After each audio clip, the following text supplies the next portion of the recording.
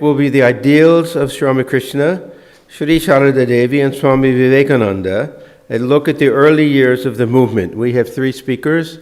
Each one will speak for 20 minutes. They'll go one by one, and then when they're finished, all 3 of them can sit together. In the meantime, there's some note paper and some pens that any question that comes up, you please write it down, and then we'll hand it to them, and then they can decide who wants to answer what, or they can all answer the same one, and then we'll see if they want to take any questions also. So first we will invite Swami Prapananandaji. Swamiji, as I mentioned earlier, is head of our Vedanta Society of Sacramento. So we're very happy that Maharaj agreed to come. He will be speaking on Sri Ramakrishna. Maharaj.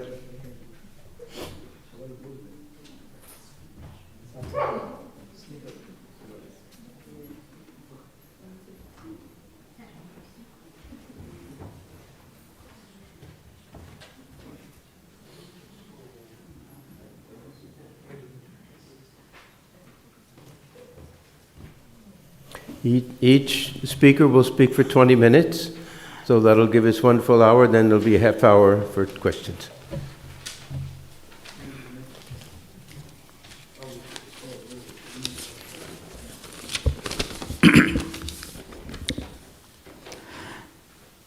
I first thank Vedanta Center of Greater Washington, D.C.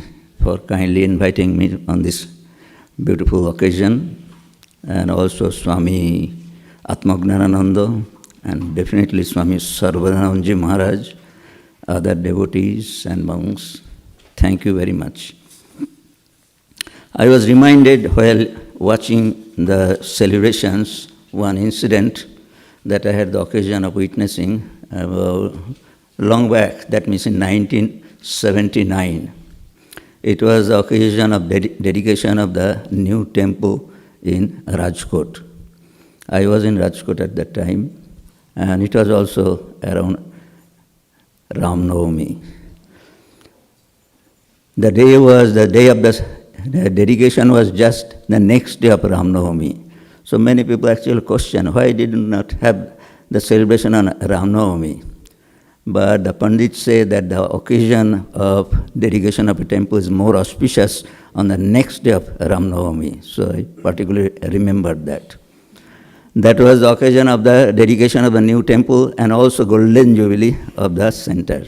And here we are celebrating Silver Jubilee and 125th anniversary of the whole of the Ramakrishna Math and Mission. Now, as you know, Lord Krishna has said in Bhagavad Gita that Yada Yada hi dharmasya glanir bhavati bharata abhuthanam adharmasya tadatmanam srijammaham. So it is a very well-known saying, and this is a divine dispensation that Sri Ramakrishna came because of the commitment that has been given by God himself.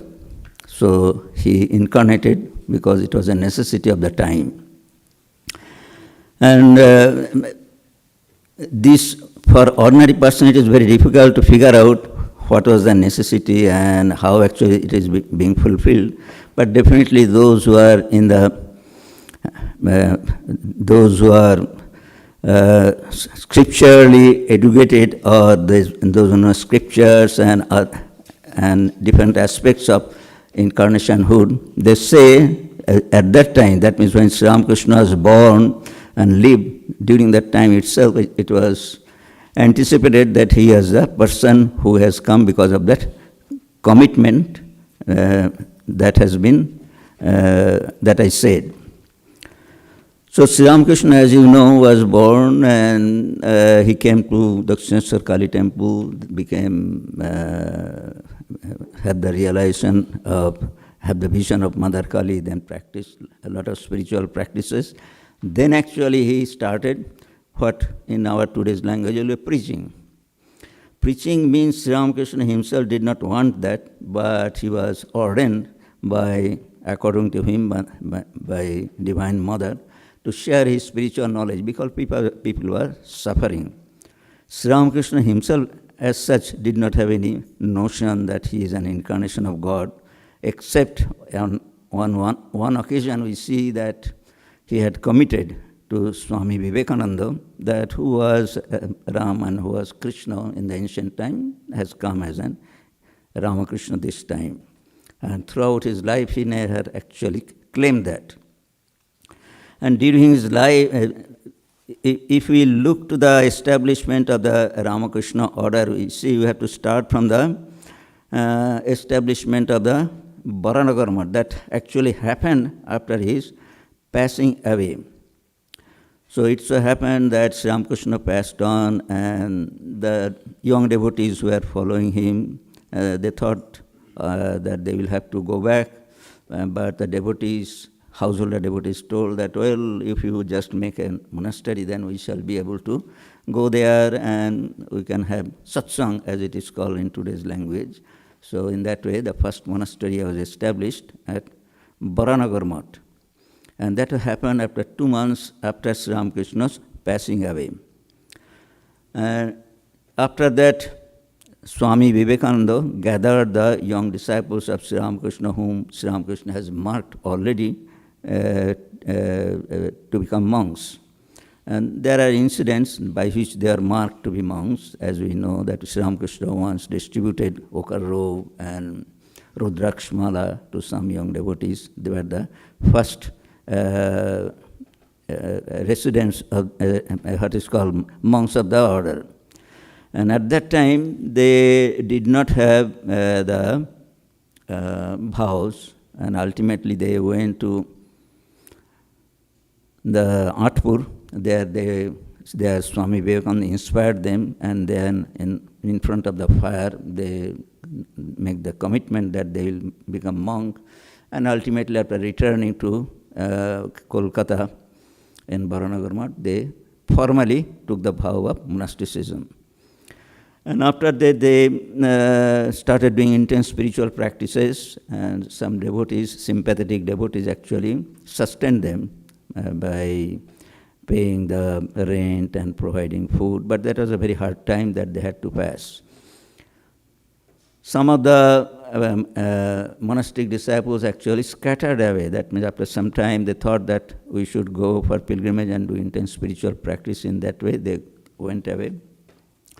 And Swami Vivekananda himself also, after some time, because he has some obligations for his family, after finishing those things, actually he also went out. And then we see that he returned after his pilgrimage, and not only pilgrimage, but after coming to this country, and he returned. It was a long time that he returned to India. Then actually the formal organization came into existence. So it so happened, but when Swami Vivekananda traveled throughout the length and breadth of the country, he found that it is not the time for the poor people, uneducated people, unhealthy people to follow a religion as preached by Sri Ramakrishna. First duty for the mass will be to make them ready for spiritual message. And for that he thought that it will be good to start some work by which their condition of living can be improved. And that he did. As you know, he came to this country, got some money, and started this Baranagar Math. And later on we see, he started what is called Belur Math. The Math was transferred from Baranagar to Alambazar, then to Nilambar Babu, then Belur Math. And at the same time, he formally established Ramakrishna Mission. And that is the celebration that we are celebrating now. That means 125th anniversary. That was in 1897, 1st May. So in that way, the nascent organization came into existence. And we see in the history that all the important religious leaders like avatars had left a legacy of organization. Take the example of Buddha. Buddha was a very good organizer. That means during his lifetime, actually, he had about 500 arahants, that means realized souls. That means he designated them. And also he had established monasteries in different places. And as you know, that after he had left, it spread all over the Asia, slowly, and it remained for a long time. So Buddha is considered accepted as an incarnation of God. In case of Jesus Christ also, you see that he had left his organization. In a sense, that means he had his 12 disciples, and he left. That means he asked them to organize and preach. And in that way, we see the Christianity has spread all over the world. Then in the case of Muhammad also, it was that he had the vision, and also the Gabriel actually said that you spread the message of God among the people. In that way also he had, you can say that there was organization behind him. In case of Guru Nanak also, you see that they had 12 gurus coming, 10 gurus coming one after another, and they organized them. Shankaracharya, you can see that he left 4 mutts and for the spread of his philosophy and revival of religion. So all these great people, spiritual personalities, had left an organization, and in that way, in Sri Ramakrishna's case also, we see that Swami Vivekananda fulfilled that mission. And it happened in this way that when Sri Ramakrishna was ill, these young disciples took care of him, and at that time he advised Narendranath, at that time he was not taking monastic vows, how the organization will come up and will run. He specifically said that you take care of these young disciples who had done spiritual practice, doing spiritual practice, and he has advised them to take monastic vows, and also organize the householder devotees so that you can get a good support. And with that thing in his mind, actually, he established these 2 organizations. And his coming to this country was very helpful because he saw the religion in organized form, the ideas and also the examples he got from this country. And it is not exactly that the idea of organization came in this way. There are 2 aspects that he put into the emblem, that means Atmanamokshartham Jagadhita. These are the principles that Sri Ramakrishna himself had actually put into his head, we can say. So the story, as you know, that one day Sri Ramakrishna asked Narendranath, that means what will you do? That means after he had the highest realization, Sri Ramakrishna said that yes, this is the highest realization that you have when you have spiritual practice. So what will you do now? He said that, well, I shall immerse in meditation, and time to time I shall take a little food as long as the body lasts.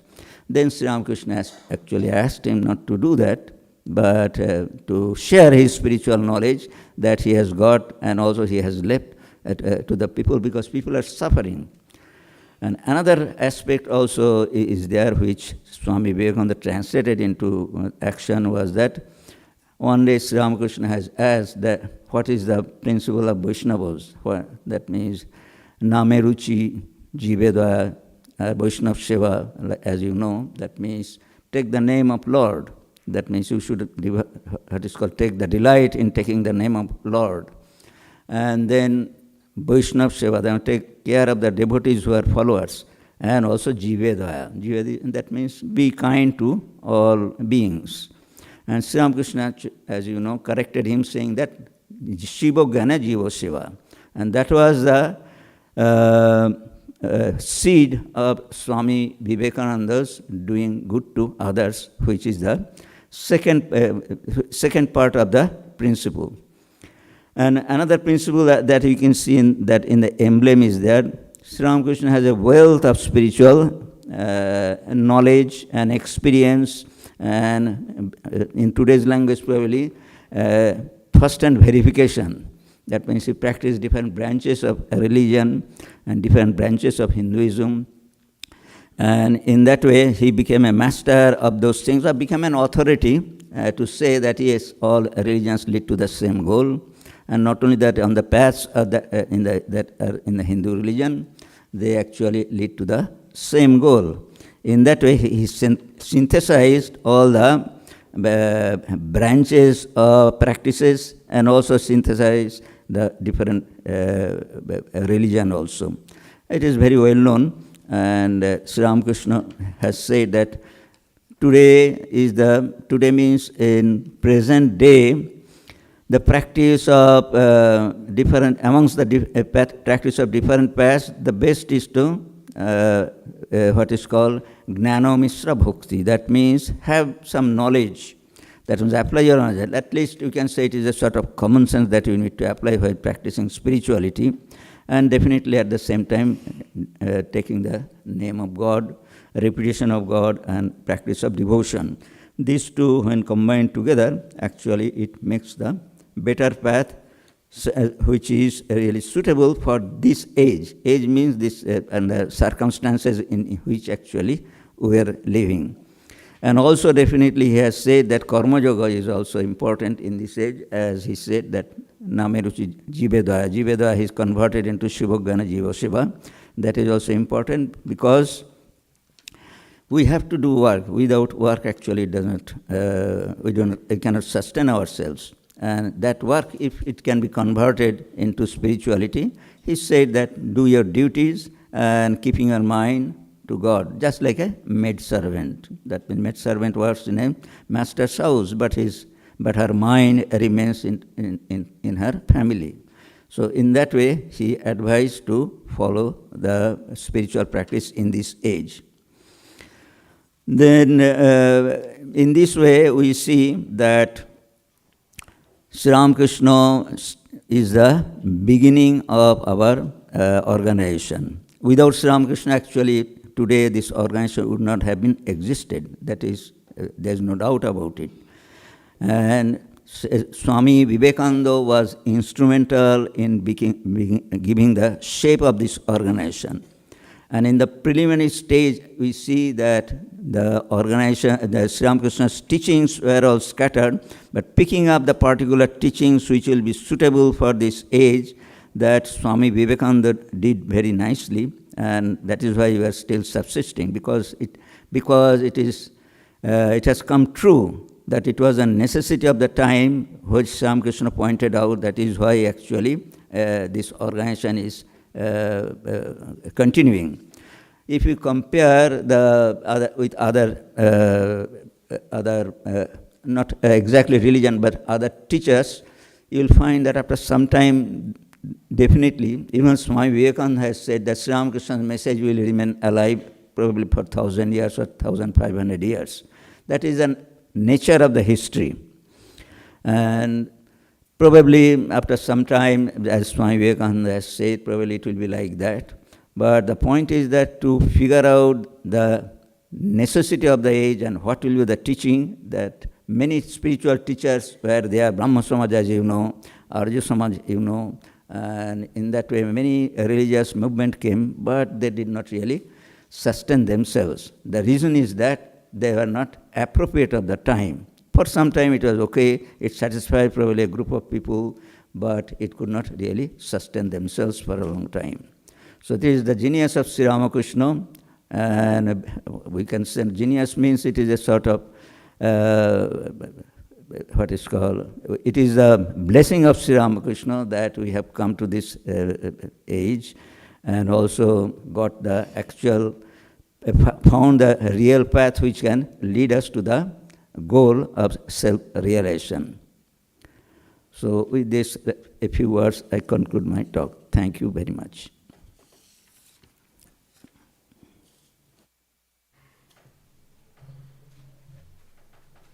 Well, thank you, Maharaj. Now we will request Swami Ishatmanandaji, the head of our Vedanta Center in Chicago. Swamiji will speak on Holy Mother.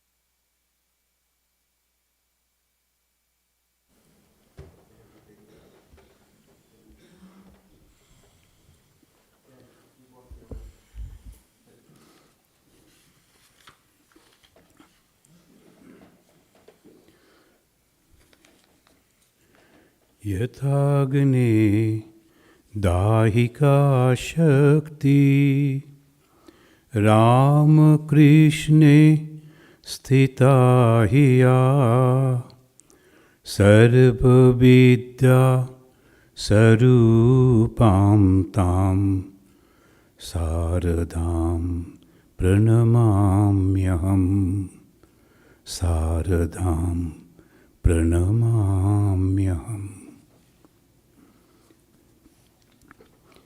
Most revered Swami Sarada Devi Ji Maharaj, revered Swami Prapandananda Ji Maharaj, other respected Swamijis, and dear devotees and friends, respected Mataji. Mataji is also here. So we are celebrating 125th year of the Ramakrishna Sangha and also the 25th year of this center of the Sangha, the Vedanta Society of the Greater Washington, D.C. Now, this is not a business organization. This is not a political organization.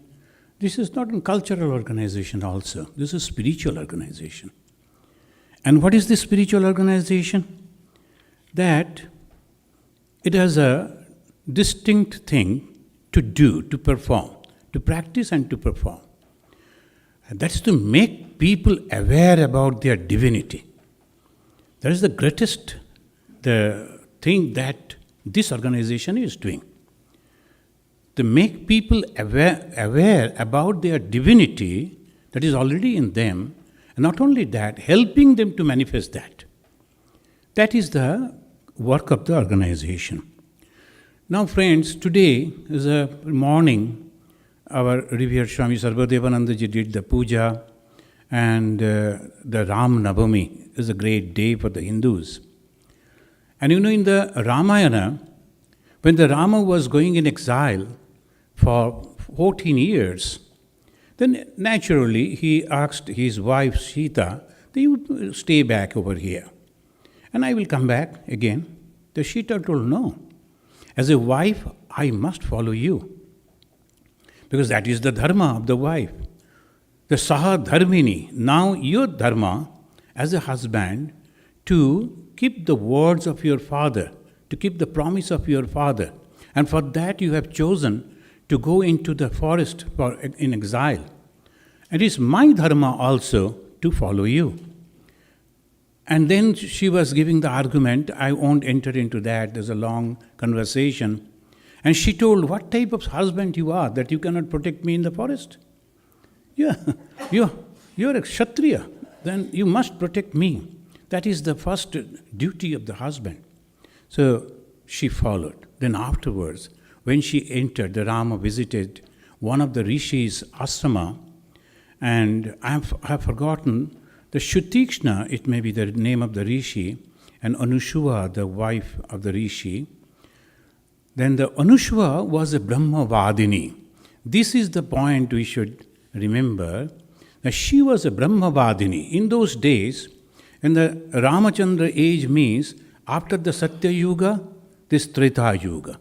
So a lot of Satya Yuga's characteristics were also present. But at the same time, the other things are also coming up, like the Rajaguna was manifesting. So here and there, like the Ramayana, the Bali, they were also there. So what should be the characteristics or the responsibility of the women?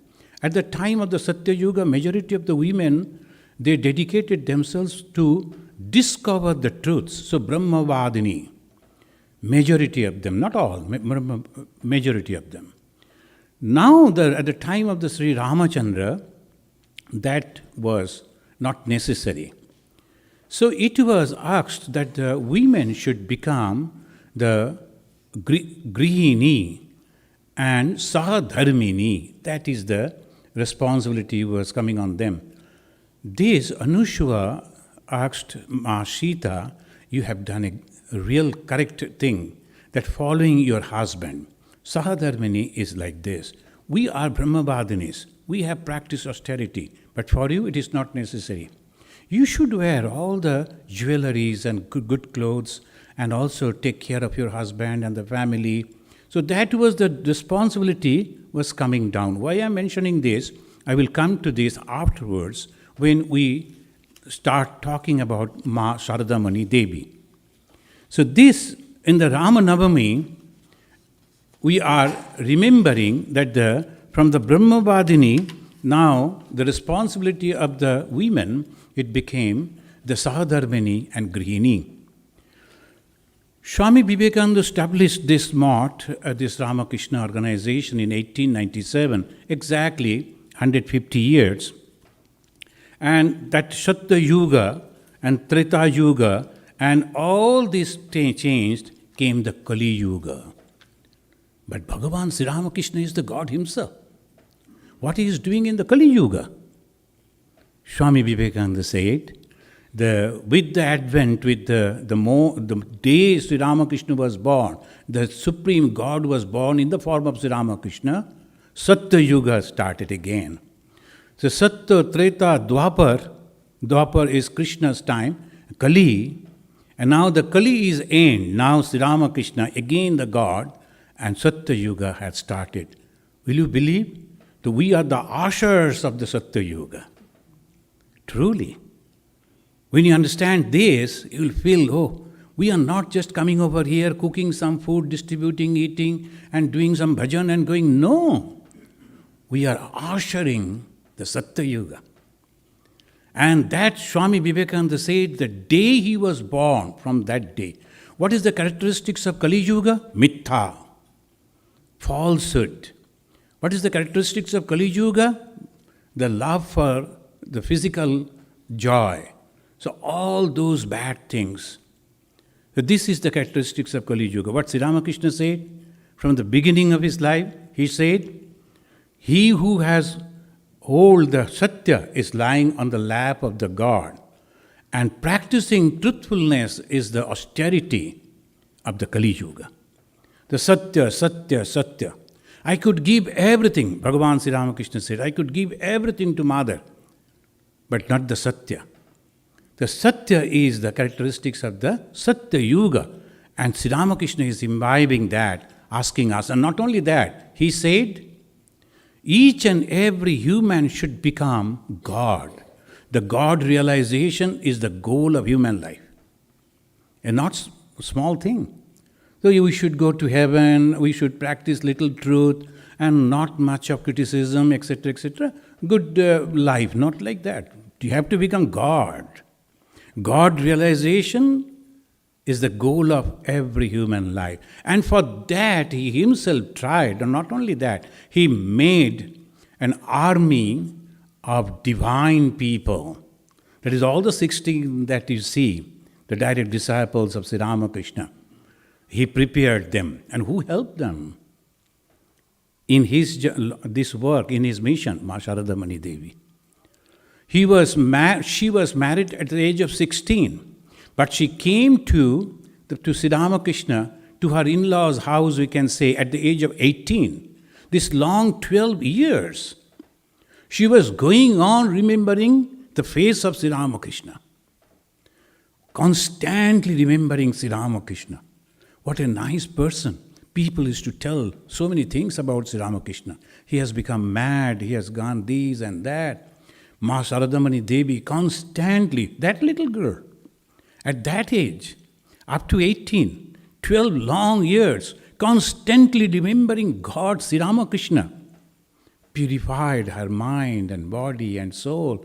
And then she came to Sri Ramakrishna to help Sri Ramakrishna. And Sri Ramakrishna asked her, have you come to drag me down to samsara, to this worldly life?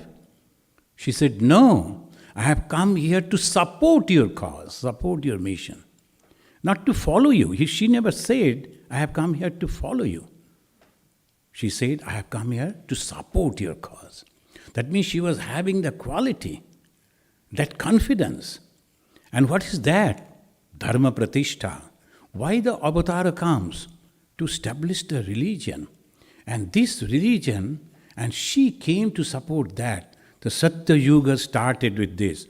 Yathagni dahika shakti.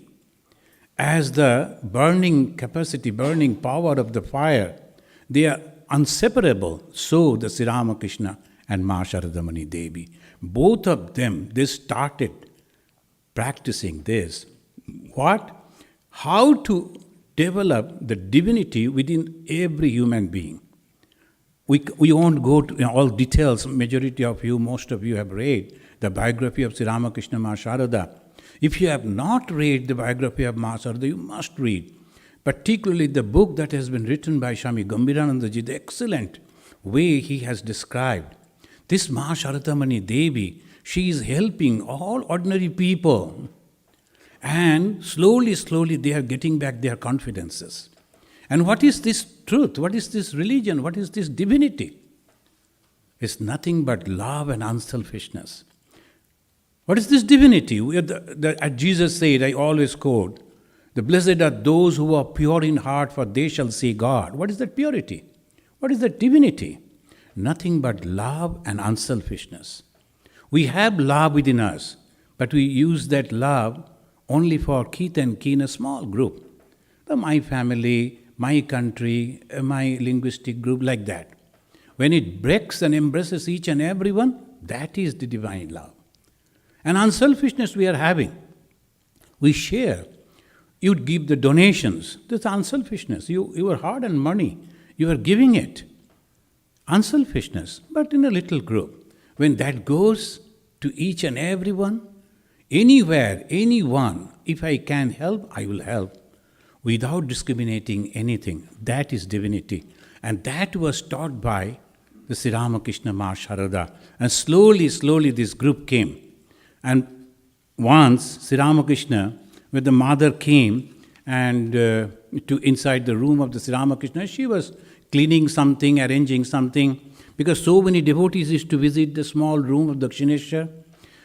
So obviously, things were, they will be touching these and taking these. The mother used to come whenever there is no one, she will be putting everything in.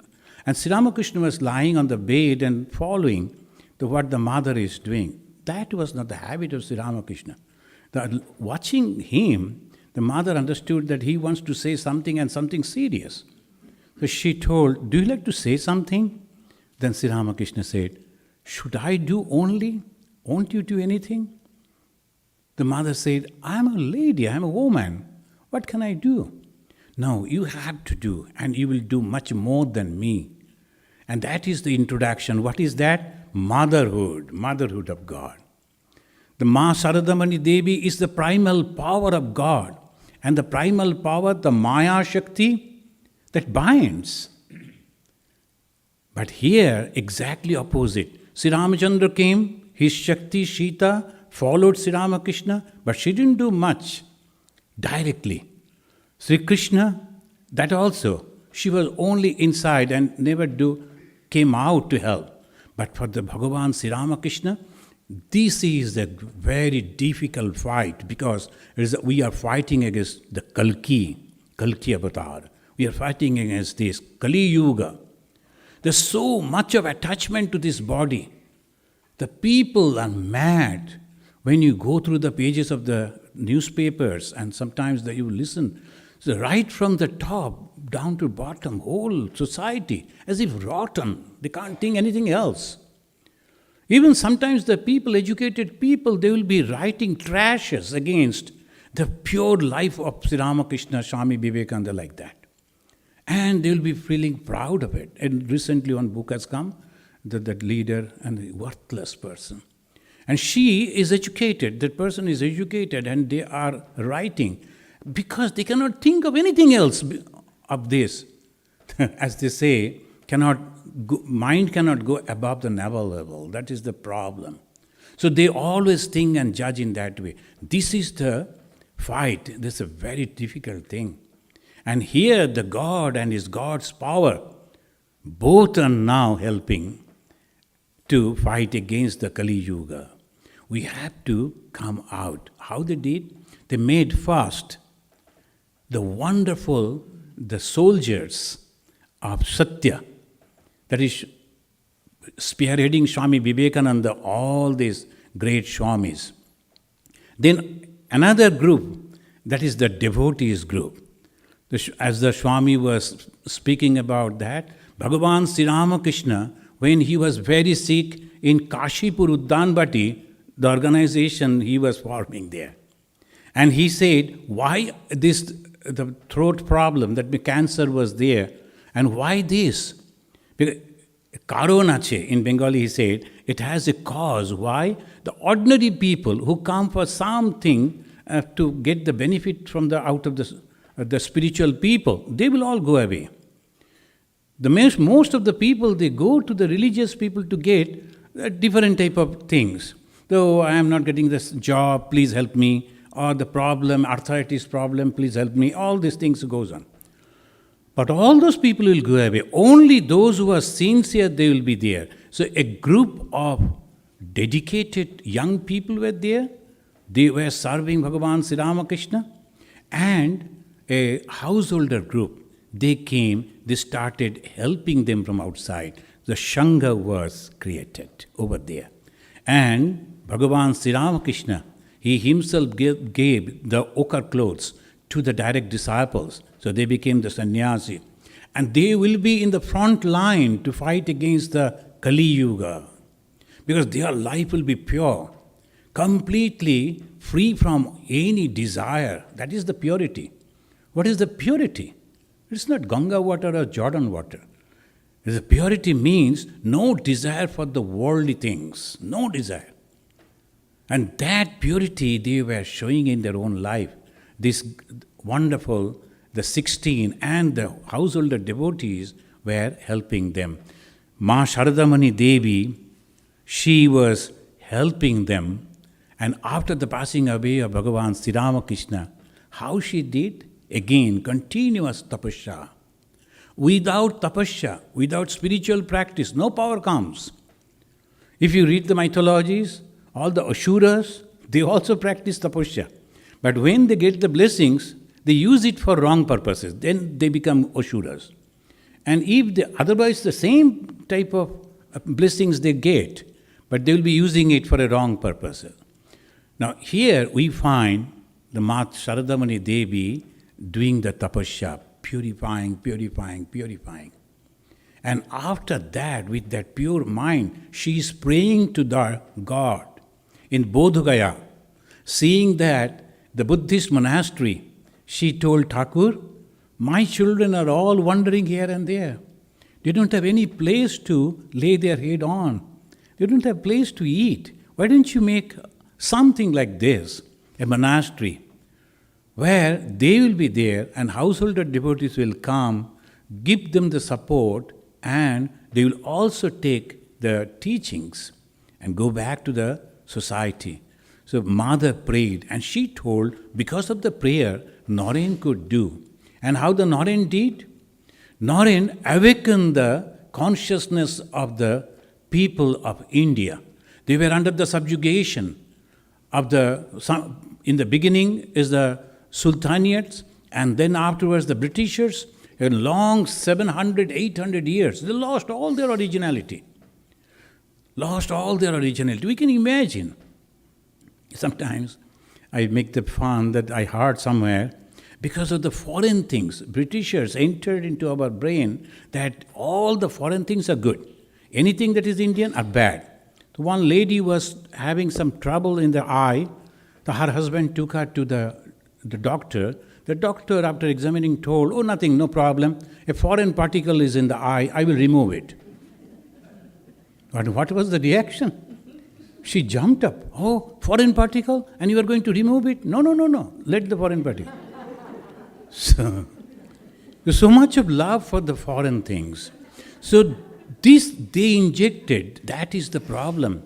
And we have to, so Swami Vivekananda came over here and in Chicago, and he gave the call that I am coming from that country which has done these, the beautiful lecture that he delivered over there. And whatever happened over here in Europe and America, but electrified the whole India. The 33 crore in those days, 33 crore, at a time they were awakened. Oh, we have so many things, we never knew. They got up and they started working. Swamiji said, freedom. Freedom is the first condition of growth. हम कुछ नहीं मांगते, स्वाधीनता. And they started fighting against all oppressions.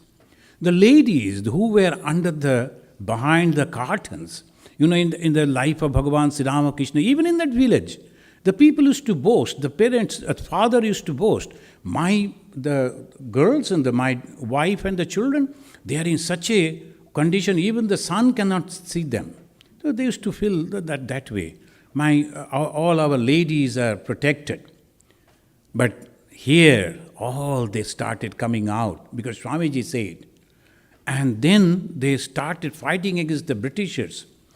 Confidence came. What is the Vedanta teaches? Self-confidence. What is that Vedanta? I too can do. It is not ego, self-confidence. The Vivekananda's Vedanta is nothing but self-confidence. The more I grow, the more it seems to me that everything lies in manliness. He started teaching that. People started coming out. They started writing wonderful poems. The organization started in different places. So that way, the fast, as the Swamiji mentioned, the fast, you have to give some food. You have to make them happy. Then only they can do anything else. Religion will be afterwards. That's why Swami Vivekananda in 1894 started Vedanta Society in New York. But 1897, not Vedanta Society, Ramakrishna Mission. And what are the things that you have to go and serve people? The first they need that. This started. Now, after 125 years, almost all over it has spread it.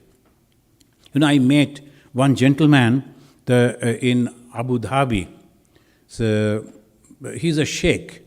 And when I wanted to introduce myself, when I met him, sir, I am from a Ramakrishna mission, I am the monastic the organization. Immediately, he held my hand and said, Swami, I know your organization. Yours is the organization that is having 2,000 monks and educated monks, and that is very rarity. And they all know it. It is really. Other organization, if you go, only 2 or 3 people, they will be educated. But in our organization, each and every one. And they have all their original ideas. Ask any of our monks. Of course, not before the seniors. Before the seniors, juniors won't say anything. If you are asking them alone and not before the seniors, then immediately they will give their own opinion. What we should do and what should not. So that is the training. How we can live? Because the egolessness. What is the practice? Ego-free. And the moment there is no ego, the ego is less, the ego is control, you are pure. You are divine. And you are ready to fight against the Kali Yuga. And that is the Satya. They are holding hand in hand to fight. Friends, I won't take much time. The mother guided this organization each and every way. Swami Vivekananda, the great emotion that he was having, a love for the suffering people. And he could declare in that way, my gods are those whom you call the poor, the downtrodden, the illiterate, the oppressed. They are the special object of worship. Can you imagine? That is his mind, the Buddha heart. I don't know Buddha was having this idea or not, but Swami Vivekananda really was having so much love for ordinary people. When people are afraid, if they go to Swamiji and say, Swamiji, please help me, Swamiji will be the first person to help. Because he promised, anyone suffering anywhere, I will come down to help. I won't take the liberation. So that is Swami Vivekananda.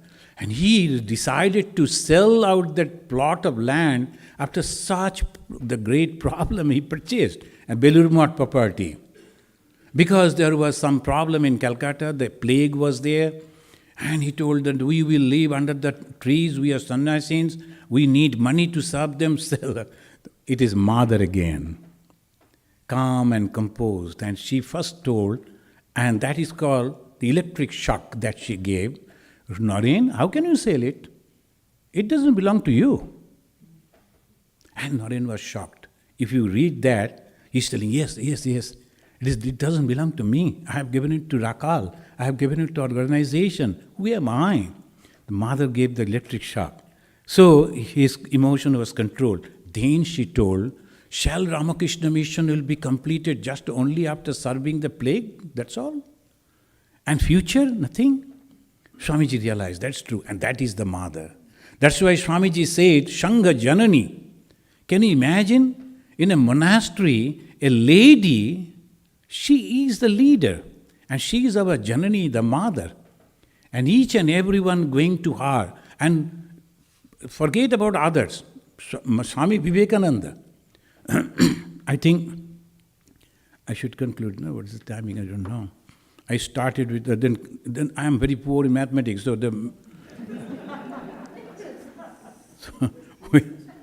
okay. That Swamiji, he asked one person because he stole something. I thought, send him out. He should not be here.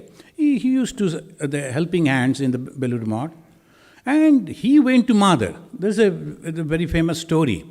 And Mother told, they are poor people. Why you are removing them from the job? And after going back home, what they will do? How they will maintain their family? You cannot do that. Rather, you should be careful not the keeping the money or the watches or something that he can steal outside. Don't tempt him. You should not do. That man came back, and he was coming back, I think, if I can remember, with Premanandaji Maharaj. And Premanandaji was trembling. Oh my God, the Swamiji asked him to go out, and then I am bringing him. What will happen to me? This fellow, he doesn't know. But Swamiji, when he saw, and Swamiji was the Shiva, you can understand, he is immediately quiet and immediately angry. The Shiva, he became very angry. Why you are bringing this man back? Immediately, he told, the Premanandaji told, it is not me. Mother has sent him back, and these are the things she told. Mother told? Swamiji immediately quiet and said, he went to Supreme Court. No, I cannot do anything. So this is the way when we understand how the mother is helping. And when a person, he was not properly going along with the discipline of the Ramakrishna mission, Ramakrishna ashramas, and naturally the authority asked him to go out. You can become a monk anywhere, but if you have to become a monk in the Ramakrishna mission, these are the things that you have to follow. You are in the Ramakrishna mission and you won't worship Ramakrishna, you won't believe this and that, and that cannot be. So they asked. He came to the mother. Mother told, my son, this is our system, this is our way. If you cannot follow, you go somewhere else. But this is our system. Mother supported. When no one was understanding what Vivekananda was telling that we have to have an organization, it was Mother. Will you believe the writer of the Kathamrita? He was also opposing Swami Vivekananda. And it was Mother. No, the sannyasins should not do any work. That was unthinkable. The sannyasins are doing work over here, unthinkable. And not only work means what? Serving the poor people, giving medicine, giving education, and all these things of job that sannyasins will do. Sannyasins will sit like this and grow the beard. And if you give good food, then he will only do like this. Go. That is the sannyas.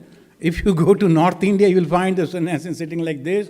And if you go and, kya diya? Acha bhago, jao. That's all.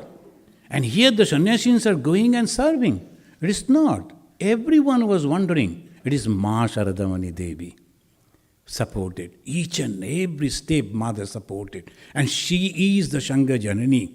And if you read that book of Swami Gambhiranandaji, he is depicting her in so wonderful way. Sangha Janani, a chapter is there. The Mother is helping us so much. Friends, it is nothing. 125 is nothing. The Lord Buddha's, it is 2,500 years.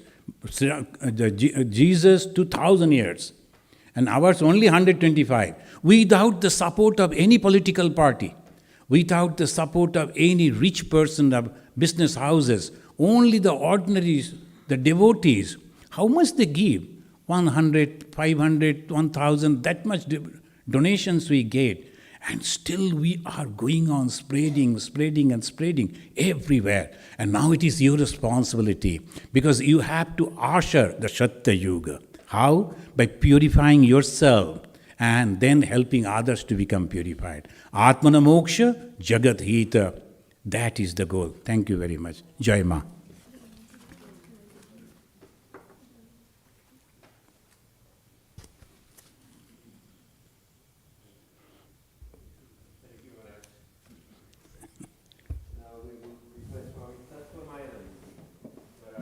Head of our Vedanta Center, Northern California, Vedanta Society of Northern California in San Francisco. Please, Maharaj.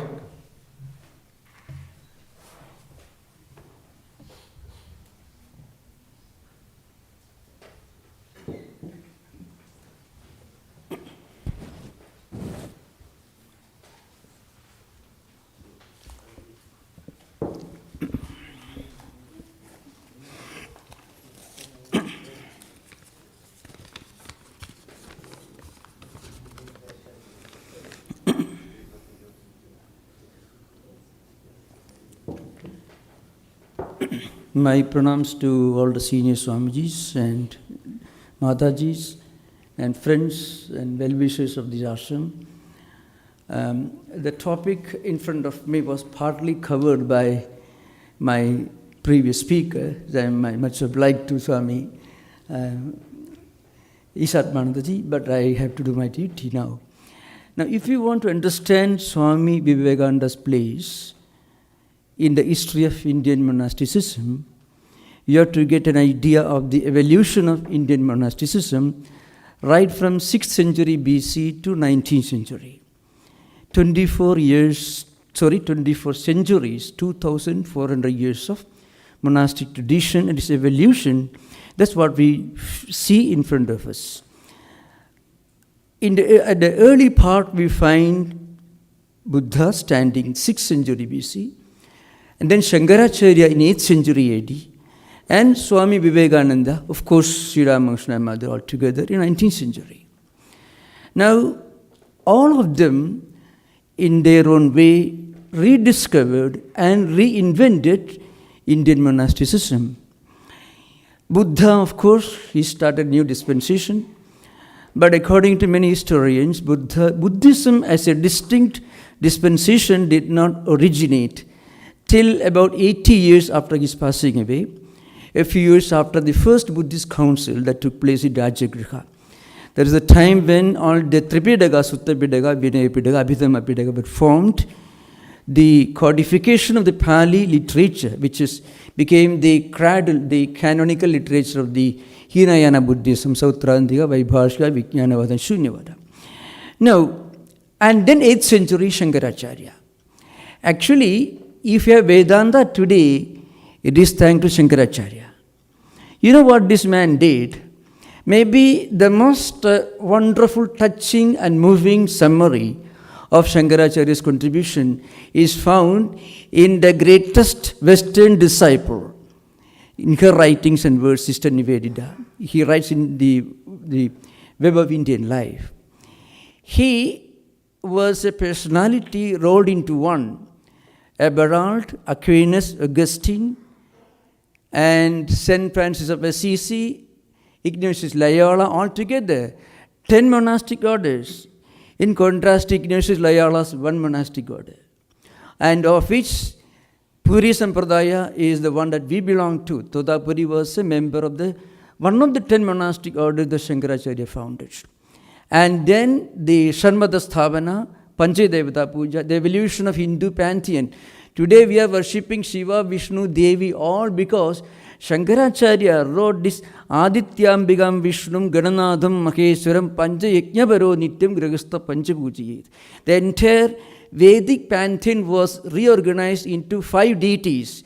Saura, that is Aditya, Divine Mother, Vishnu, Shiva, and Subramanya. And then again Shanmata Sthavana. And of course, 4 monasteries in 4 distant corners of India. So many temples, 65 of the most moving devotional poetry. All this work was done by Shankaracharya. And then Vivekananda came in 19th century. So what was the challenge before him?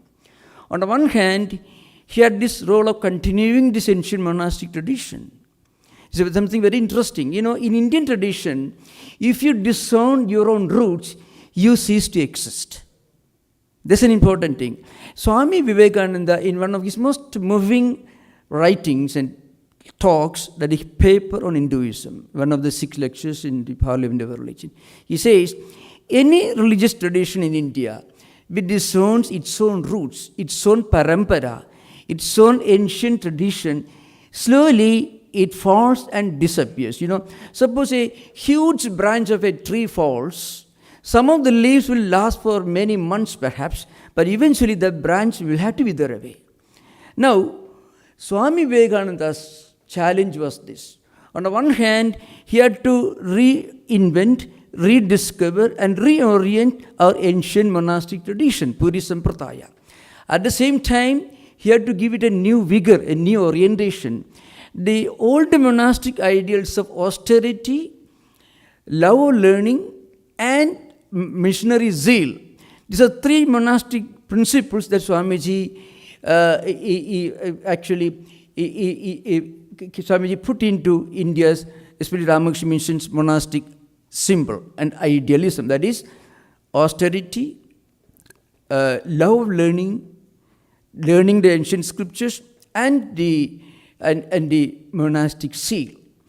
Now, if you look at Swamiji's dialogue with Sharachandra Chakravarti and also Colombo to Almora lectures, one important theme that he goes on hammering again and again is this: go back to the Vedas. He says, in one sentence, there is a statement, why was it that handful of Europeans could come to this country and the entire nation lay prostrate before them? The answer is not far to seek. United we stand, divided we fall. Something very similar to what Lincoln said a few years before Swamiji came to America. Gettysburg speech. What it means is, Swamiji says, somehow India's monastic tradition, our society and culture, it began to give more importance to Puranas and Smritis, which are highly divisive, rather than emphasizing the highly harmonizing and unifying message of the Vedas. If you look at the entire Colombo to Almora lectures, he goes on hammering again and again, go back to the Vedas. And again, actually, when Sharachandra Chakravarti asked him this question, why should we study the Vedas? Swamiji says, it will kill your superstition. And he had a dream of starting a Veda Vidyalaya as part of the Ramakrishna Mission's initiatives to bring, in his own words, to bring Vedas back to Bengal. Now, this is an important thing to remember. If you look at his lectures, have you ever noticed he comes heavily upon the Vaishnava tradition of Bengal, you know, the effeminacy, the way of putting everything to God and doing nothing yourself. Swamiji wanted the householders of Hindu society to become active and vigorous and capable of looking after their own needs. And for that, we should give proper importance to the vigorous, unifying and manly message of the Vedas. So, in fact, maybe you'll be interested in this. 3 of the Smritigaras have already stated this long before Vivekananda. Swamiji was only trying to re-emphasize and remind us of this great message. That is, in the Jabala Smriti, Sruti Smriti Virodeshu Srutireva Gariyasi Avirodetu Sada Karyam Smartam Vaidikavarsada. This is the Jabala Smriti. In the Vyasa Smriti, Sruti Smriti Purananam Virodho Yatra Drishade Tatra Sraudam Pramanam Syat Tayo Daide Smritirvara. Again, Apastamba Smriti says, Sruti Smriti Virodeshu Sruti Smriti Puraneshu Virodeshu Parasparam Puram Beli Yasyat Idi Nyaya Vido Vidhu. The essence of these 3 important quotations is simple, what Swamiji says again and again. Suppose we see any conflict of opinion between what the Vedas are talking about and what the Smritis and Puranas are talking about. You should discard the Puranas, throw away the Smritis, uphold the Vedas. Because Vedas are, in fact, they're invigorating, harmonizing, universal, and also unifying. Swamiji's two important ideas, that ideal of universal religion and practical Vedanta, are built upon the foundation of Vedic learning, Vedic message. That is, by Veda, Swamiji means Shruti, which means the Upanishads. That's why Swamiji says again and again, we should always focus on the more universal, unifying, harmonizing aspects of Vedas and Shrutis, and not Puranas and Smritis, because Swamiji wanted Ramakrishna mission to be the preachers of Vedic message. He himself said again and again, if you look at what I have been teaching, I have not preached anything other than the Upanishads. It's very interesting. Swamiji doesn't say he preached the Gita. Gita is a commentary on the Upanishads and Vedanta, of course. And he didn't preach Puranas. He preached only the Upanishads, not even the Karmakanda or the Mimamsa or anything like that. Because the Upanishads talk about one unifying, harmonizing spiritual principle. It tells us that the world is one, humanity is one, existence is one. This is something that Swamiji wanted to instill in the minds of the monastics of Ramakrishna order. So again, in some of his statements you find, I want a few hundreds of young men, and not householders. Please remember, Swamiji was a great monk who appreciated the contributions of householders. What Swamiji wanted was, we want some young men who can take up a message, and through them the whole country will find a revival at the social, educational, economic and other respects. Swamiji's unique concept of monastics taking up the responsibility and duties which are normally the burden of the householders. This is also another important aspect. During the early phase of Swamiji's training of monks and brahmacharis in Belur Math, you have to think of the whole picture. Swamiji came to America in 1893. He went back to India in 1897. Ramakrishna Mission was founded. Then Swamiji came back to America, second visit, in 1899. In 1900, again he went back to India in December. And then slowly the Ramakrishna Mission activities began to expand, and 1902, Swamiji passed away. During this time, Swami Brahmanandaji was made the president of the order, Swami Premanandaji was the manager, and Swami Swahananda was the secretary. But his unique contribution to Indian monasticism was that he revived the ancient ideal of upholding the unifying, the man-making message of the Vedas. Because Vedas talk about, on the one hand, it talks about the presence of the Atman within. We can, if we believe that we are the eternal, the all-pervading Atman, then all the weaknesses, all the effeminacy, all the divisiveness, untouchability, all the social and economic problems will vanish. One of the touching scenes in Swamiji's life is portrayed by Sister Nivedita in her introduction to the Complete Works, first volume.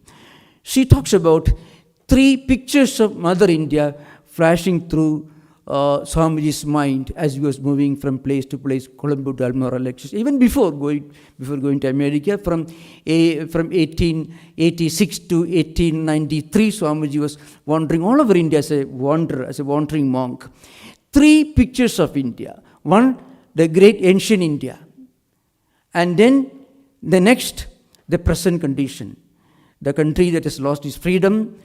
Young men who were graduates of the presidential colleges of Calcutta, Bombay and Madras presidency colleges, who were coming out of these university institutions, who were ashamed of being called Indians, who were ashamed of their religion, who were ashamed of what they were, and were trying to pretend to be Englishmen who won't accept them, of course, as equals. This was the most pathetic condition. So he wanted to give the message. Your nation, your culture, your tradition is not as bad as you imagine. I can tell you one touching incident which happened in my own life during my 11 years of working in the Northern California. I met more than one professor, all white American professors, teaching in Stanford or in the Berkeley campus of the University of California. Often, many young Indians used to come till about 15 years ago. Indian youngsters used to come to America as students. And whenever they asked them, do you know anything about yoga, Vedanta, Gita, or have you read anything about Vivekananda? Many professors, American professors, who are interested in Indian history, have read something about Swami Vivekananda, have known something about his great work in America and India. So they were impressed by the great Swami. So have you read anything about Vivekananda? The answer was no. And they all wanted to be like Warren Buffett or Bill Gates. That was his dream. They were coming here to realize the American dream in America. During the last 15 years, 15 years, they meet youngsters. The picture has changed. Many youngsters coming to Bay Area today have read something about Vivekananda. They are not ashamed of the country they are coming from, of the heritage that they belong to, because they are already become familiar with some of the teachings of Swami Vivekananda. This is the effect, the magical effect of Vivekananda in modern India and also in modern America. So on the one hand, through this monastic tradition, by reinventing, by rediscovering the ancient monastic ideal of India, Swamiji introduced the American intellectuals the greatness of India's culture and tradition. At the same time, he inspired Indians to feel, to be proud of the culture, the heritage that they were born into, that's part of their own tradition. This is an important contribution of Ramakrishna Mission. In fact, Swamiji had already started this work during the early years of Ramakrishna movement. If you look at the instructions Swamiji was giving to his own disciples when he was training young brahmacharis in Belur Math. On the last day when he passed away, the day he passed away, he was teaching Lagu Siddhanta Kaumudi. This is a primer, just a stepping stone into Paninian School of Grammar. Then he was teaching them Vedanta. And again, he was talking about starting a Vedic seminary, a Vedic institution right in Belur Math. These were the thoughts that occupied his mind almost during the last days of his life. So this was the training he was giving. He used to emphasize again and again, all monks of a tradition should be austere, should never forget, never neglect the responsibility, the obligation to keep up the tradition of scriptural learning. Because if a monastic order neglects or ignores the importance of scriptural learning, it will slowly fade and become weak and will disappear one day. Similarly, the missionary zeal. The missionary zeal, austerity, and love of traditional learning.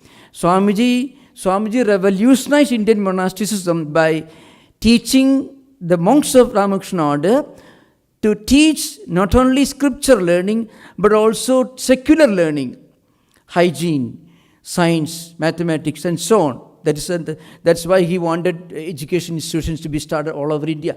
At the same time, he made it clear that every monastic member of the Ramakrishna order has a sacred duty to keep alive the light of the scripture, the traditional scriptural learning, because if that is neglected, the monastic culture will vanish. So during the early years of his training to young monks in Belur Math, you find he used to talk to them about the greatness of ancient India, and at the same time the sorry condition of India of 19th century, and how he visualizes a new India emerging in future. Remember, in America, we are talking about Swamiji's dream of revitalizing Indian nation. I want to emphasize again and again, Swamiji's love for India was not the love of a nationalist. Swamiji's love for India was the love of a spiritual teacher, of a prophet who felt sorry for the people among whom he was born. So it was not an ideal of nationalism, because frequently I had to face questions from listeners. Why Swamiji was an ultra-nationalist? Not at all. Swamiji's love for India was only a small fraction of his greater love for the whole humanity, Vasudhaiva Kudumbakam. So, this is an important thing to remember. Swamiji's distinct contribution is that reminded us, all of us, that our roots lie in the Vedic heritage.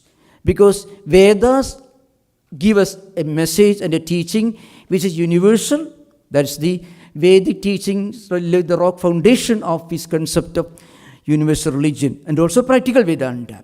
So, Atmano Mokshartham Jagatidayeja. Actually, Atmano Mokshartham, every work, when you do it with a sense of sanctity and sacredness and a dedication, it becomes a liberating agency. Normally, a work will bind us, but an unselfish work will liberate you from bondage. So, in that respect, it is Atmano Moksha. Slowly, it will be the royal highway to moksha and spiritual enlightenment. At the same time, it will help all the people around. The world is a gymnasium for us to work out our karmas. We don't live in a gymnasium. We go there for a purpose. Every day, maybe we spend half an hour there to make our body, to keep body strong and healthy. So the world is a gymnasium for us to work out our karmas. Make use of the world as a means for our own spiritual enlightenment, at the same time as a means for giving joy and help and assistance and service to all the people around. These were the ideals that Swamiji was trying to imbibe, trying to teach, trying to instill in the minds of the early monastics who joined the Ramakrishna order during the early years. Thank you. Namaskar.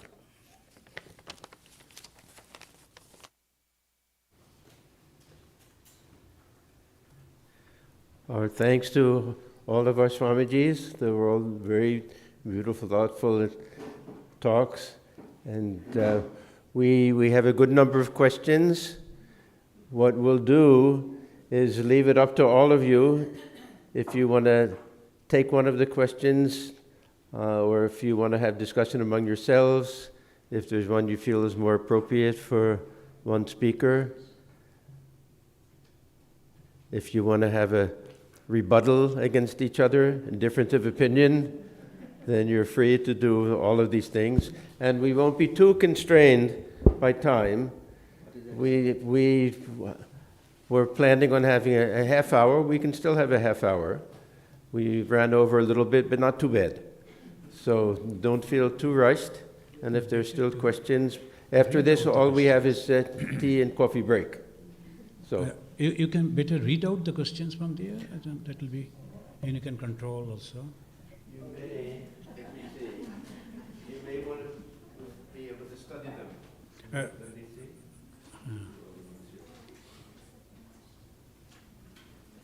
Some are specific questions. Okay. So one is a specific question. Yes, some I think is okay. We believe You can all decide. existence of as a God as we worship Him. Existence of as organization. Some may be complicated also. These are all common questions. These are all different questions. You'll see there may be some Wow, overlap wow. also. And this is experimental. So you Why? all decide how you want This to is Ramakrishna. approach this. Sri Ramakrishna questions. Are all Sri Ramakrishna? Now here, No, but you can all answer them also. of course, You don't that's, have to be Then we will not be finished by time. straight. yeah. If we give liberty for all questions to be Yeah. answered by all speakers, it will not finish. That's Okay, let me start. What should we believe? Existence of Ramakrishna as a God as we worship him. Then second is existence of Ramakrishna as an organizer like Buddha as you have mentioned. Actually, according to your text, you should believe. You can think of Ramakrishna as a God. You can think of Ramakrishna as an organizer like Buddha also.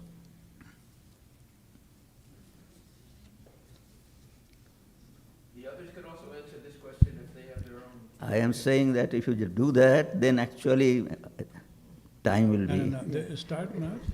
I shall read one question that is is there any conflict between Jnana Yoga and Bhakti Yoga as far as Vedantic idea is concerned? I believe Jnana Yoga is purely, it represents non-dualism, etc. Really speaking, the problem of drawing a dividing line between Jnanam and Bhakti is a post-Shankarite development. In Shankaracharya's Bhashya, those who have got the text, you can read, in the Gita Bhashya, in the 13th chapter, 11th verse, Padhaveda is there, Maicha ananya yogena bhaktihi avibhijarini vivikta desha sevitum anabhirjana samsadi. This is the verse. In this Bhashya, Shankaracharya says, and this verse defines the ideal of pure, unwavering devotion, bhakti, avibhijarini bhakti. And then Shankaracharya says, Sa nirmala na vyabhijarana sila avibhijarini shuddha bhakti. Then Bhashyakara Shankaracharya says, Sacha jnanam. That pure devotion is jnanam itself. Now, this comes from Shankaracharya's Bhashya. But later, after Shankaracharya's time, there was a big conflict between Dvaitins and Advaitins. It's a period of dialectical confrontation from 9th century up to 16th century till the emergence of Madhusudana, who wrote Gaudatha Deepika, Madhusudana Saraswati. So the point is, the conflict between Bhakti and Jnanam is really, it doesn't come from Shankaracharya's works.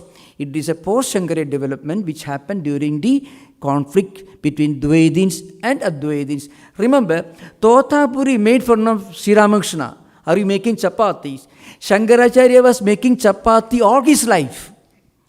65 of the most moving devotional poems were written by Shankaracharya. In fact, even the puja, today, Sarvadevanji performed Sodasopachara puja today. Shankaracharya is the one who wrote Chadushashti Upachara Puja Stotram. All the Panchadevata puja, Sodasopachara puja, all these are described in the Chadushashti Upachara Puja Stotram, a hymn that describes 64 Upacharas. And again, he was the one who founded so many temples, who actually started the tradition of worshipping Shiva, Shakti, Subramanya all in our homes. It's called Panchadevata Puja. So, the conflict between Bhakti Yoga, Jnana Yoga is actually, it's not found in the Gita.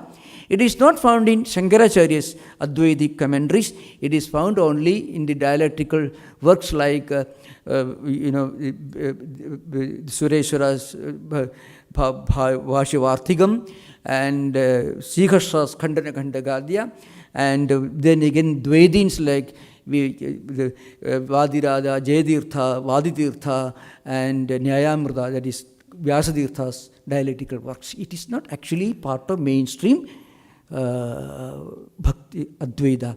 So Madhusudana came in 16th century. He brought back this Jnana Bhakti synthesis, which is originally found in Shankaracharya's Bhashya. He brought it back, he revived in the Gaudatha Deepika. It's Madhusudana's commentary on Gita Bhashya. Thank you.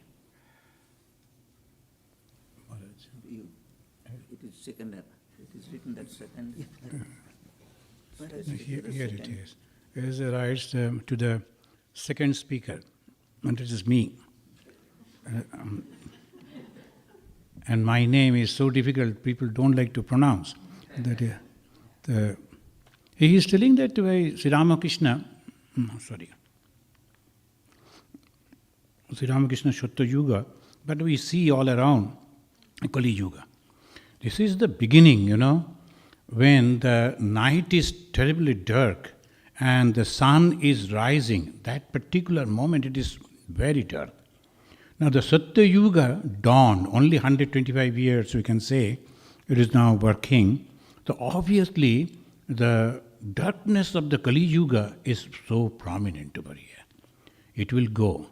And if you go all around the world, wherever we go, we find the people, ordinary people, they are grouping, small groups, and they are discussing about the religion, they are studying the scriptures, practicing meditation. These are also coming up. So that shows the Satya Yuga, the dawn is coming. sun will rise. Maybe we won't see the full manifestation of Satya Yuga in this life, and I don't like to born again, but then we will born in the Satya Yuga again. Thank you. Maharaj.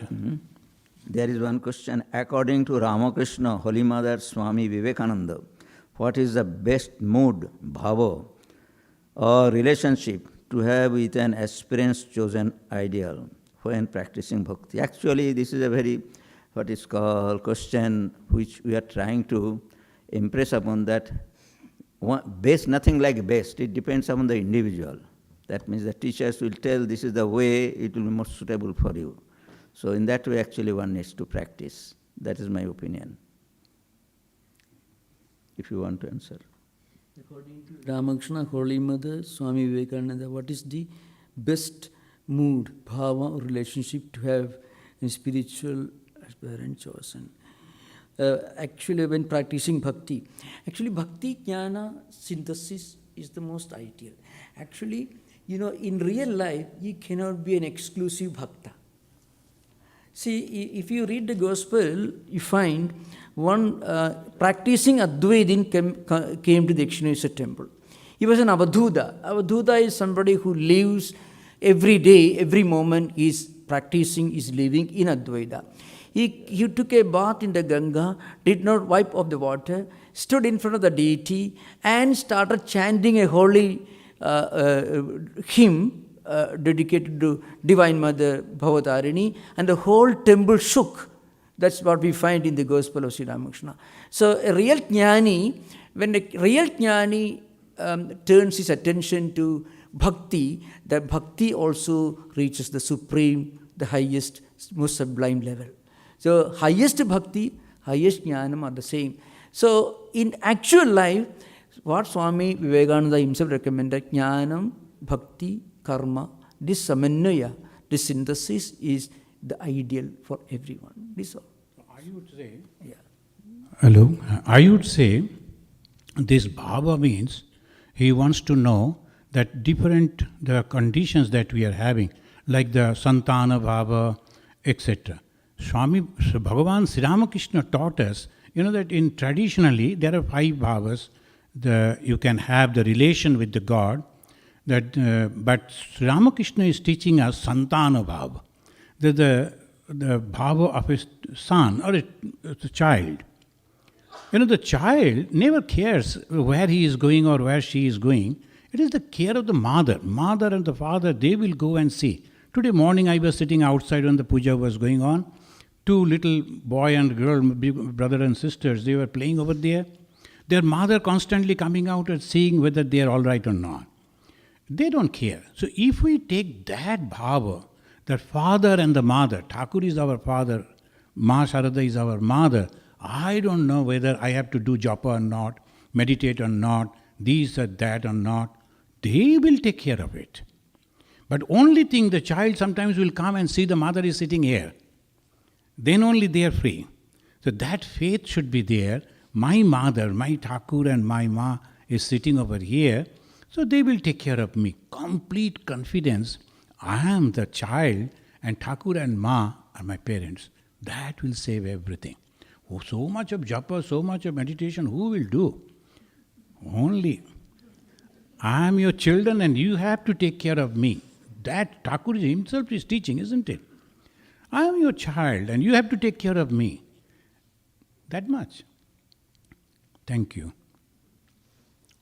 Here it says how to practice Vedanta while being an ordinary person. Vedanta means self-confidence, as I was telling. It's self-confidence. What ordinary person? You are doing something, and not that your name is publishing in the newspaper and all that. Those who are all the time, they are the public, the celebrity and all that, they are the people. We are also. Why not? Self-confidence. If those people can do, I can also do. That self-confidence should, but not the ego. Egoistic people say, I only can do it. But self-confident people say, I too can do it. T-double-O. I too can do it. That is Vedanta. That is practicing. And when I am believing myself, I believe in others also. That's all. Thank you. We are told Brahman is everything. The world is manifestation, is Leela. Oh. We are told Brahman is everything, the world is his manifestation, is Leela. Then we are told that we are the result of our karmic causality. How does one connect these two? So, this idea, Upanishadi teaching Sarvam Khalidam Brahma, everything is Brahman, Aham Brahmasmi, I am the Brahman. This is the highest teaching, Aham Brahma Satyam Jagat Mithya, etc. That is a fact. Now the point is, this is right now, for most of us, it is only an idea, a concept. But Vedantic truth is not a concept, it is an experiential fact, something that we have to experience in our life. There's a long distance we have to travel from concept or idea to experience. So if we can keep this idea in mind that everything is Brahman and the rest all these are Leela, if we can keep this in our mind, it can have a revolutionary effect in our emotional life.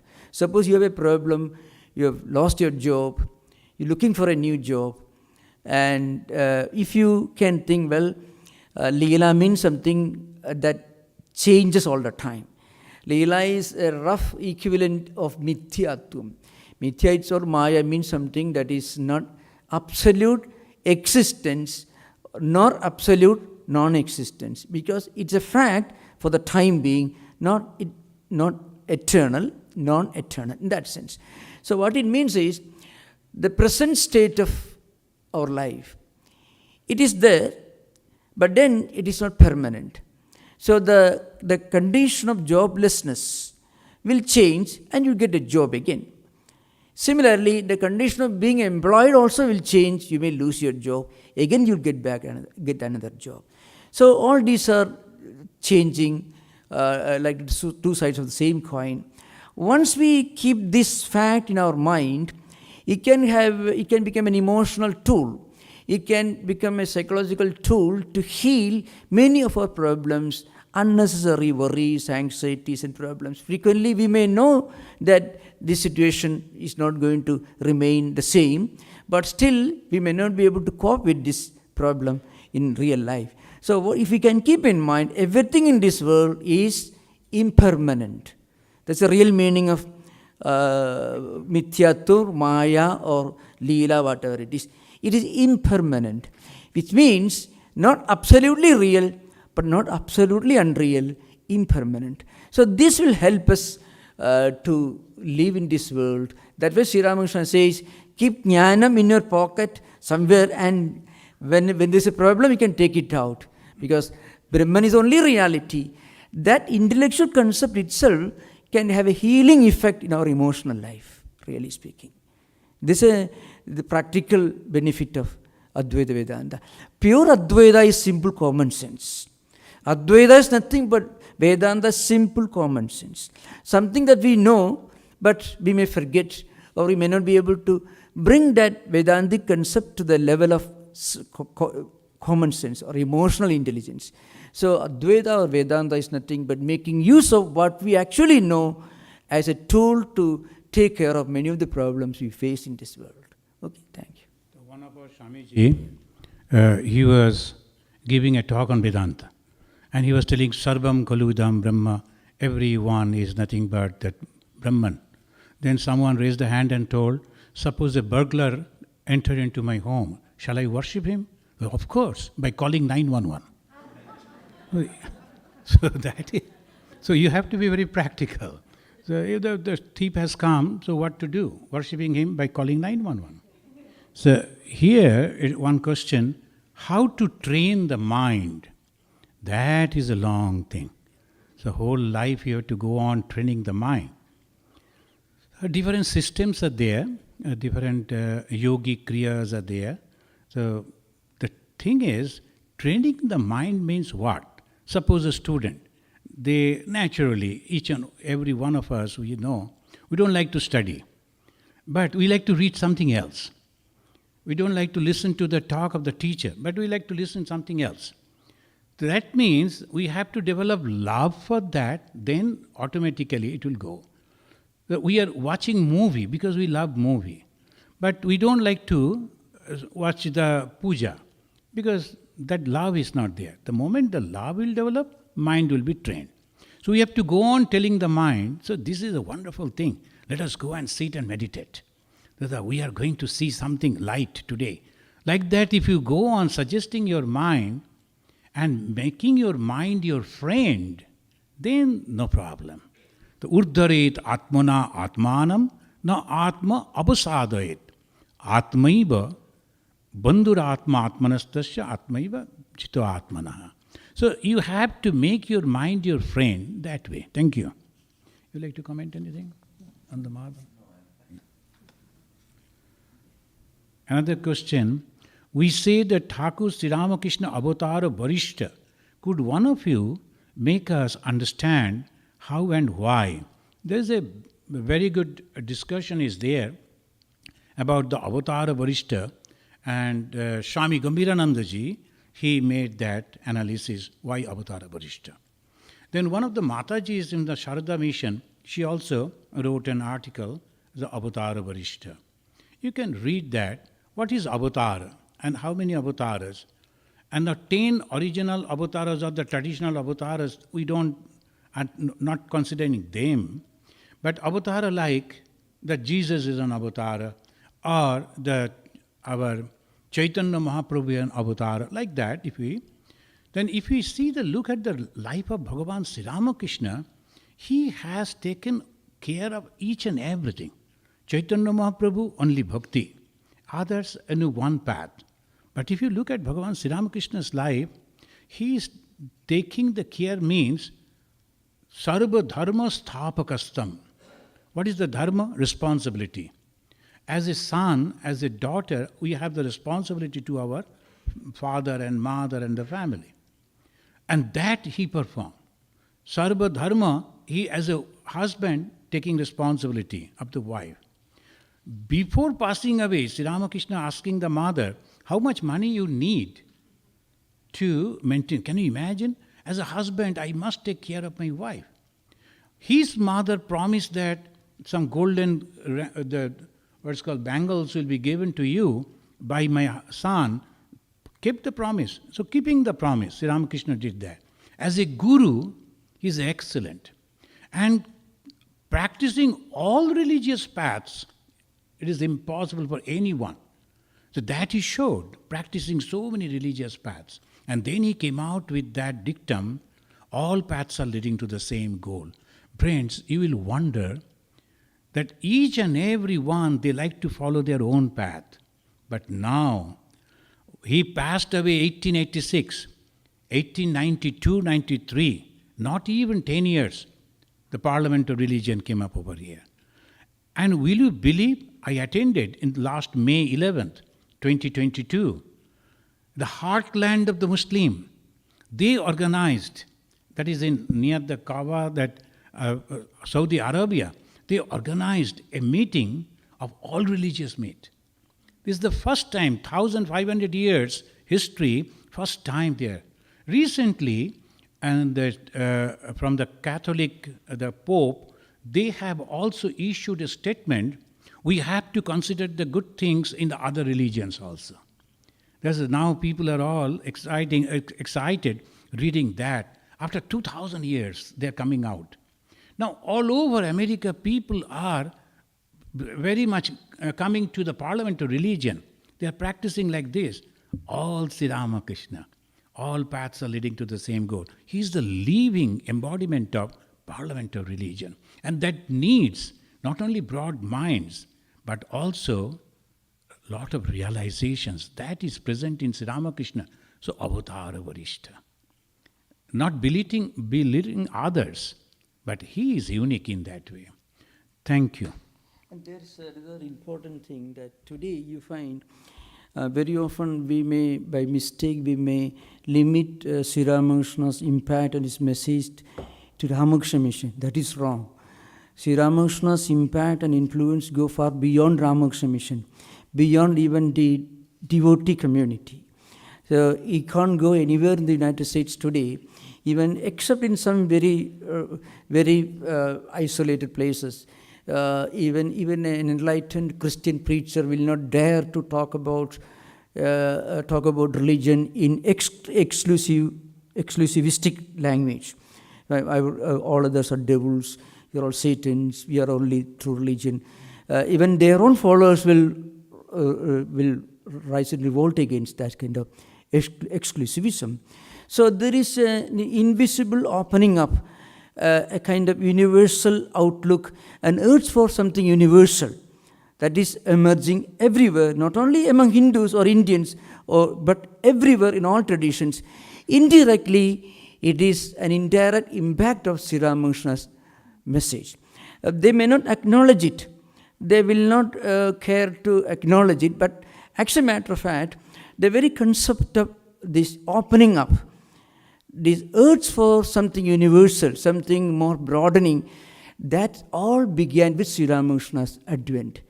Maybe that's an important reason. Sri Ramakrishna is indirectly impacting, influencing, shaping today's opinion on religion and spirituality that goes far beyond Ramakrishna mission or the circles of Ramakrishna mission devotees. You remember, Sri Ramakrishna is greater than Ramakrishna mission. Sri Ramakrishna is greater than the devotee community. We are only part of Sri Ramakrishna. So this is Sri Ramakrishna is indirectly speaking, influencing, shaping people's views and opinions and lives everywhere without our being aware of it. That's a reality. I can tell you a story of patience and also a good understanding. The story is that, in Belur Math there is Durga Puja, and during the Durga Puja, when I had the opportunity of attending one or two, so we brahmacharis used to be given some duties. So one day I was given the duty of collecting donation in front of Bharat Maharaj's office. Bharat Maharaj was the manager of the Math at that time, very senior Swami. And at that time, Dr. Suniti Kumar Chatterjee, some of you might have heard his name. He was a great linguist, and he is considered to be an authority in Bengali grammar. So he was walking probably with his friends or maybe his relatives, whatever, but he was brawling. That means he was talking Ram Chagol ebang Ram Krishna. Actually, I was surprised how he is contrasting Ram Chagol and Ram Krishna. Then he was explaining to his companion this. Ram means Sreshto. Ram Chagol means Sreshto of Chagolos. That means best of what is called goats. And in that way, the word Rama means Sreshto. And Ramakrishna means Krishna Ram Sreshto. That means, that is Ramakrishna. So in that way, actually, Avatar Barishta, he was probably explaining. I have one question, it has been passed to me, probably I am senior most, that is why. As an individual, I would like to and try to give up worldly pleasure to the extent I can.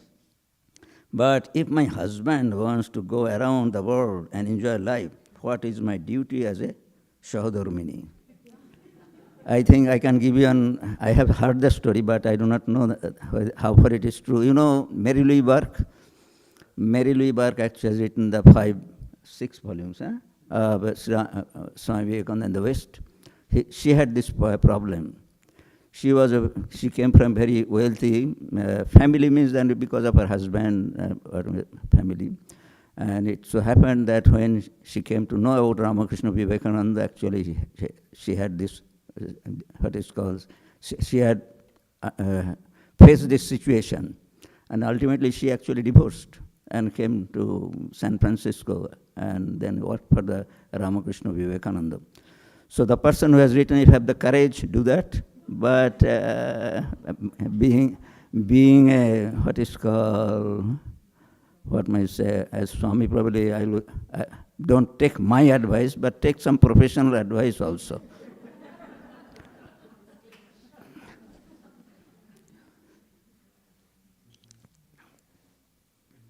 says, the last question I think, the Vedanta talks about karma. How do we know that we get the result of karma, of previous birth, in this birth? Is there any proof? How can you convince us about this doctrine? The doctrine of karma. So that is a wonderful question. We truly cannot prove in this way, but you cannot also prove that why the two babies are taking birth at the same time in two different situations. One is born in a very rich family, another, that very moment, at that time, in a very poor family. Right from the birth they are suffering, and right from the birth this baby is getting the joy. Why? It cannot be accident. There must be something behind. So many things are there that proves that there was something previously also. And there were some stories, and the medical team also, they researched. Sometimes some children, they will be going on telling, this has happened in my life, I like to visit that village, etc., etc. It happened. So they remembered that. And the greatest thing in the life of Bhagavan Buddha, 500 birds he could remember. And he gave the 500, and he gave all the accounts of the 500 birds. Sometimes he was a bird, sometimes a lion, sometimes an elephant. Like that, in his life. So Lord Buddha says, 500 times I was born. And finally, Swami Vivekananda entered into the room of Sri Ramakrishna in Dakshineshwar. Immediately Sri Ramakrishna said, you are from that Sapta Rishi. And when Master Moshe came, he asked, are you married? He said, yes. Oh my God, you're married. Have children? Oh my God, you have children. Then Master Moshe was thinking, what happened? In those days, they used to marry at the age of 18. All the boys they used to get, more earlier also. So what is the wrong? They do that. Then the Sri Ramakrishna said, I saw you in the group of Chaitanya Mahaprabhu. So, how it is? We cannot, but Sri Ramakrishna immediately said, I saw you in the group of Chaitanya Mahaprabhu, so I was thinking if you are free, you could do much better work for this time also. And like this, he said so many. The two brothers came, he saw them in the group of Jesus Christ. Can you imagine? So this way, if we don't believe, what to do? So this is the karma phala, but karma phala gives us another thing. If because I did something wrong in my previous life, I am suffering, then in this life I will do all good things so that in coming life I will enjoy. So you are the maker of your own destiny, that Swami Vivekananda said. This much I understand and could say. Thank you. The memory of previous life, there is a clear reference in the Yoga Sutra, which is more or less accepted by many who don't really belong to any religious tradition. See, suppose you go to a temple and happen to watch puja going on, lecture, and you feel like coming back again, and your friend or maybe parents don't come there, never visit that place again. Now, why the same experience had two different effect on people, identical people coming from the same family. Siddheswara Majumdar, who took Yam, never came back to Sri Ramakrishna. For Yam, it was a beginning of new life. But Yam had already prepared his life for spiritual disciplines in his previous life. So for him, coming to Sri Ramakrishna was a reconnecting. In the Gita, 6th chapter, you find Tatratam buddhi samyogam labhade paurodekikam yatatecha tato bhuya samsiddho kurunantena. When you come in contact with some experience, what happens is your previous life samskaras, they get reconnected. Purabhyasena tenaiva hriyadepi avashopi saha. Means if you already done some good spiritual disciplines in the past, then you cannot but continue the spiritual journey in this life. If you have a lot of good stock of good samskaras, even if you try, you cannot be a bad person. Unfortunately, the opposite also is true. So we are able to reconnect with our own previous samskaras and tendencies and impressions when we meet people, when you go to places, when you go to university. There are all kinds of books, but your mind naturally goes to Bhagavad Gita or Sermon on the Mount or Sind, whatever it is. But another person may go and read a thriller. For him, he feels at home in reading a thriller. You feel at home when you read Bhagavad Gita. Why? The feeling at home is a kind of reconnecting of samskaras, our mind with previous samskaras. That's what Gita and scriptures, which are so obvious and psychologically so logical. That's the idea. Thank you. Another thing I'm just remembering, suppose I have become monk, but why not my brother? We were born the same parentage and same schooling, same place we grew up, the same type of influences. Then how come that I could take this life and not he? And moreover, when I said I'm not going to take share of my parents' property, he was so happy. Thank you. No, not that. I'm just joking. My brother is very good.